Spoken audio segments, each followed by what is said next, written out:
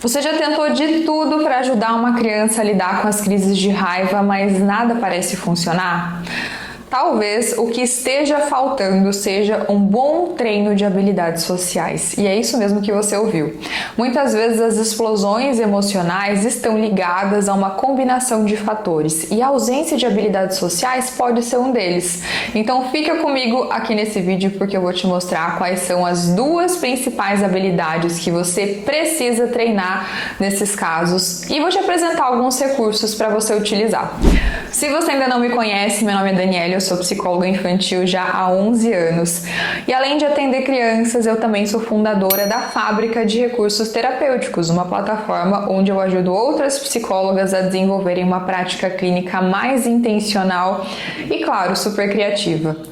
E ao longo de todos esses anos atendendo crianças, eu percebi uma coisa. Muitas psicólogas que eu supervisionei, muitas das minhas alunas estavam cometendo o erro de achar que para ensinar uma criança a regular suas emoções, bastava usar técnicas de relaxamento, tipo a famosa caixa da calma, a respiração diafragmática. Gente, a regulação emocional vai muito além disso. A gente está falando de reestruturação cognitiva, de ativação comportamental e, claro, de trabalhar bem as habilidades sociais que muitas vezes acabam ficando de lado. E sabe por que isso é um erro? Porque sem as habilidades sociais a criança até pode aprender a respirar fundo ou se acalmar, antes de uma crise.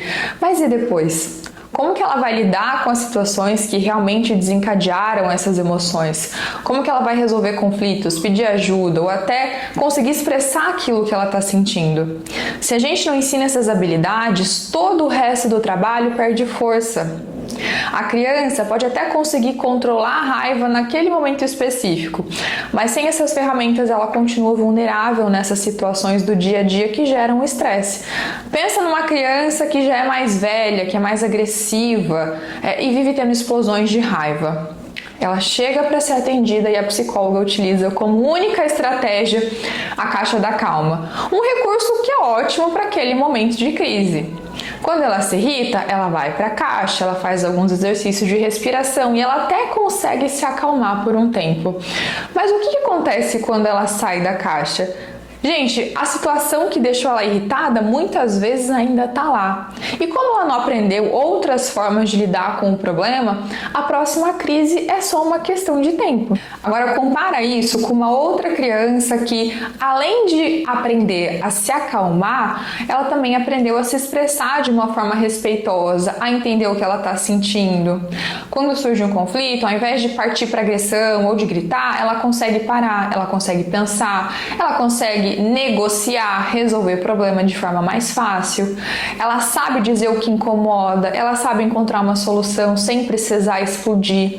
Essa criança foi treinada com habilidades sociais e isso faz toda a diferença no controle e no manejo das emoções mais difíceis do dia a dia. Então, quando a gente trabalha com crianças que desregulam emocionalmente, não dá pra gente ignorar o papel das habilidades sociais. E tem duas que precisam ser treinadas desde o início: a expressão de sentimentos e a resolução de conflitos.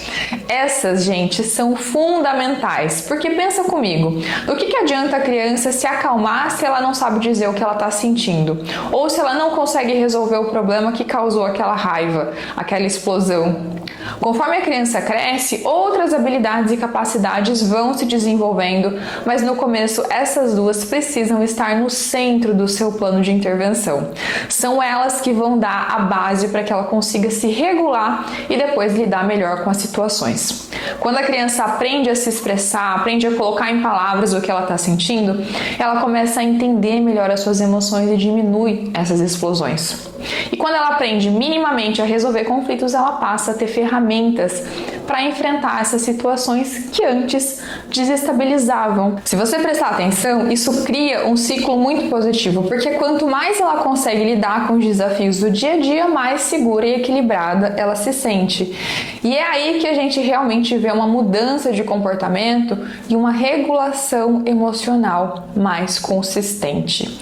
Agora você deve estar se perguntando, como que a gente trabalha essas habilidades na clínica? Com crianças pequenas, uma ótima forma é através do faz de conta, da criação de cenários imaginários onde elas precisam ajudar um personagem a resolver um problema, alguma situação com os amigos ou com a família. Livros, desenhos também são ótimas ferramentas para explorar os sentimentos, né, e ensinar formas de lidar com eles. Já com as crianças mais velhas, a gente pode ser um pouco mais direto, usar jogos de estratégia, tabuleiros, né, até um roleplay, que é uma técnica muito incrível, porque nela a criança simula situações reais, como a resolver conflitos com um amigo, dizer alguma coisa que incomodou. Isso vai dar para ela a chance dela praticar essa habilidade em um ambiente seguro antes de enfrentar essas situações na vida real. Acaba sendo um treino muito prático que prepara a criança para usar essa ferramenta no dia a dia. Regular emoções é uma tarefa muito difícil até para os adultos, né? E se a gente não ensina as crianças a fazerem isso de uma maneira correta desde a infância, elas vão passar a vida inteira encontrando formas disfuncionais de tentar lidar com as emoções que são mais difíceis. E apesar de ser um processo muito complexo, o treino de habilidades sociais precisa estar no seu plano de intervenção em algum momento, especialmente quando você estiver preparando a criança para enfrentar as situações reais. Isso vai fazer muita diferença no resultado do seu atendimento. Eu quero que vocês me contem nos comentários se esse vídeo fez sentido para vocês e se o conteúdo foi útil e você quer mais dicas também sobre como trabalhar habilidades sociais, já se inscreve aqui no canal e ativa o sininho para você não perder os nossos próximos vídeos. E claro, se você ficou com alguma dúvida ou quer compartilhar também alguma experiência, não esqueça de deixar aqui para mim, que eu vou adorar conversar com vocês. Até o próximo vídeo, pessoal!